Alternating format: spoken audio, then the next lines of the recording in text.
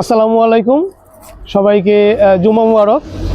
আপনারা জানেন প্রতি শুক্রবারে আমরা নতুন মসজিদে নামাজ পড়ার যে চ্যালেঞ্জ নিয়েছিলাম, তো আজকে সেই চ্যালেঞ্জের 34তম মসজিদ।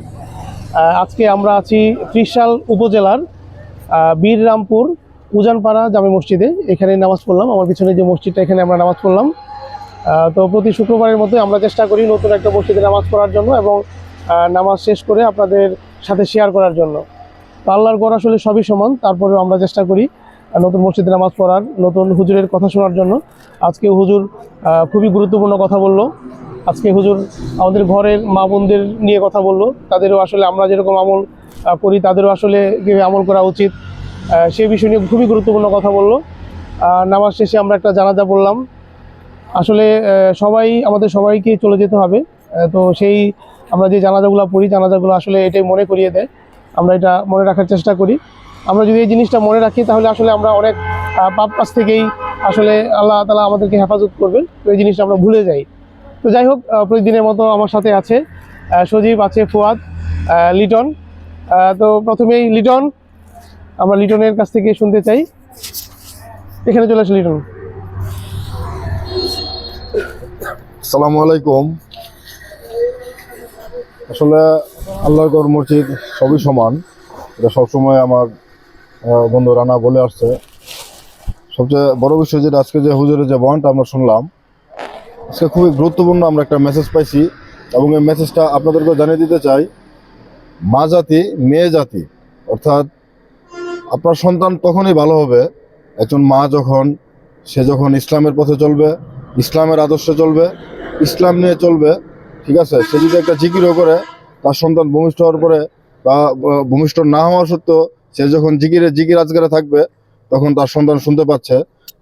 যখন ভূমিষ্ঠ হবে, ভূমিষ্ঠ হওয়ার পরও যখন একজন মা যখন জিকির আজগার করবে, তখন সন্তানের সাথে সাথে জিকির আজগার করে।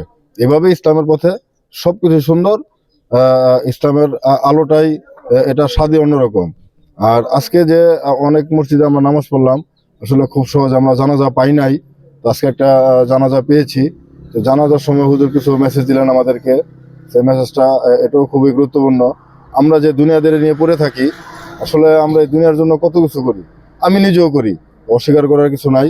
ঠিক আছে, কিন্তু আসলে এই দুনিয়া না, আমাদের পরকাল আছে, পরকালের জন্য ভাবতে হবে। এই জন্য যেভাবে সুন্দর মতো চলা, সেটা আমরা সবাই বুঝি, এটা নতুন করে বলার কিছু নাই। আমরা সে মোতাবেক চলার চেষ্টা করি। সবাই দোয়া করবেন, আপনারা ভালো থাকবেন। আসসালামু আলাইকুম।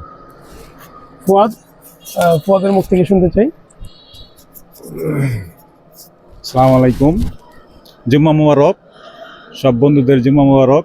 জুম্মা মুবারক বলতে আমরা বুঝি শুভ দিন। হ্যাঁ, এখানে আল্লাহ তাআলার একটা নিয়ামত থাকে এই দিনে, যেন আমরা বেশি বেশি ইবাদত করতে পারি তার। হ্যাঁ, আমরা এই জন্যই আমরা আজকে 34তম মসজিদে পদার্পণ করলাম। হ্যাঁ, যেখানে ত্রিশাল উজানপাড়া এই মসজিদটি অবস্থিত। আমাদের জন্য সবাই দোয়া করবেন, আমরা যেন এভাবে 100তম মসজিদ পূর্ণ করতে পারি। আর আমাদের জন্য দোয়া করবেন, আমাদের বন্ধুদের জন্য দোয়া করবেন, আমরা যেন ভালো থাকতে পারি ইনশাল্লাহ। আমাদের বন্ধু সজীব কথা বলুন। জি, আসসালামু আলাইকুম। জুম্মা মুবারক। দেখতে দেখতে আমরা আমাদের 100 নতুন মসজিদ চ্যালেঞ্জের আজকে 34তম মসজিদ পার করতেছি। তো যাই হোক, আমরা যেটা আমাদের এই মসজিদ 100 নতুন মসজিদে নামাজ পড়ার যে মেইন থিম, সেটা ছিল যে বিভিন্ন মসজিদের ইসলামিক কালচার, বিভিন্ন এরিয়ার ইসলামিক কালচার, বিভিন্ন ডিফারেন্ট ইমাম সাহেবের তাদের ইসলামিক বয়ান, এগুলোর মাধ্যমে জ্ঞান অর্জন করা। তো ওইটাই আমরা সামনে রাখছি।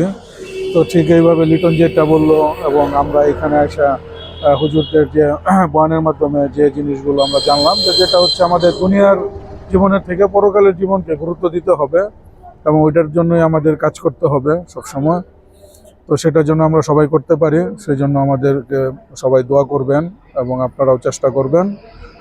তো সবাইকে আবারও জুম্মা মুবারক জানিয়ে আজকের মতো বিদায় নিচ্ছি। এখন আমাদের সাথে আজকে আমাদের নতুন বন্ধু আছে হাসান, ও কথা বলবে। তো হাসানের সাথে এখানে এই মসজিদে এসে দেখা। হাসান হচ্ছে আমাদের ফুলপুরের বন্ধু, 2000 ব্যাচের মাহমুদুল হাসান সোহেল। তো সোহেলের সাথে এখানে দেখা হয়ে গেল। তো সোহেলও আমাদের এই ভিডিওটা রেগুলার দেখে, সোহেল দেখেই বুঝতে পারছে। তো যাই হোক, সোহেলের মুখ থেকে আমরা কিছু শুনতে চাই। আসসালামু আলাইকুম, সবাইকে জুম্মা মুবারক। আসলে আমি এই গ্রুপের সাথে যুক্ত হওয়ার পর থেকেই মানে নিজেকে অনেকটা ধন্য মনে করি। কারণ আমরা সাধারণত বিভিন্ন মিট আপে আনন্দ ফুর্তিতে যে ব্যস্ত না, আমাদের যে আরও বিভিন্ন লক্ষ্য উদ্দেশ্য আছে, মহৎ উদ্দেশ্য বা মহৎ কর্মকাণ্ড আমরা পরিচালনা করি, এটা হচ্ছে আমাদের এটা একটা অংশ, এটা একটা প্রমাণ। মানে ওই বন্ধুরা আজকে 34তম মসজিদে জুম্মা আদায় করছে, এটা একটা মহৎ উদ্যোগে বলবো আমি। এবং এটা হচ্ছে আসলে কি বলবো, জ্ঞান অর্জনের উদ্দেশ্যে। জ্ঞান অর্জনের উদ্দেশ্যে বলতে আমরা যে আমাদের 2000 ব্যাচের বন্ধুদের মেন্টালিটি বা মানসিকতা যে কতটা উন্নত, এটা হচ্ছে ওদের কর্মকাণ্ডগুলা দেখলে আসলে আমরা বুঝতে পারি। তো তারা 100 মসজিদে নামাজ পড়ার উদ্দেশ্যে যে উদ্যোগটা তারা নিছে, এটা যেন আল্লাহ পাক তাদেরকে কবুল করে, আমরা তাদের জন্য সবাই আমরা দোয়া করবো। আমিন। ধন্যবাদ। হ্যাঁ, বন্ধুকে অনেক ধন্যবাদ। যাই হোক, সবাইকে ধন্যবাদ। তো যেটা সবাই বললো, আমাদের জন্য দোয়া করবেন, আমরা যেন সুস্থ থাকি, এবং আপনারা যদি দোয়া করেন, আল্লাহর রহমত যদি থাকে, তাহলে ইনশাল্লাহ আমরা অবশ্যই 100 মসজিদ যে চ্যালেঞ্জ, সেটা আমরা পূরণ করতে পারবো। আর পাশাপাশি যেটা লিটন বললো, সজীব বললো, ফুয়াদ বললো, তো আমাদের আসলে এই জীবনের চেয়ে পরকালের যে জীবন, সেই জীবনের প্রতি গুরুত্ব দিতে হবে। আমাদের সব কিছুই আমাদের করতে হবে, আমাদের ফ্যামিলি লাইফ সব কিছু, চাকরি বাকরি সবই করতে হবে। পাশাপাশি আমাদের আল্লাহর হুকুম এবং হুজুরের পাক সাল্লাল্লাহু আলাইহি ওয়াসাল্লামের যে তরিকা, সেই অনুযায়ী চলতে হবে। তো আল্লাহ তাআলা আমাদেরকে সেই তৌফিক দান করুন, আমাদের জন্য দোয়া করবেন। আবারও জুম্মা মুবারক। আসসালামু আলাইকুম।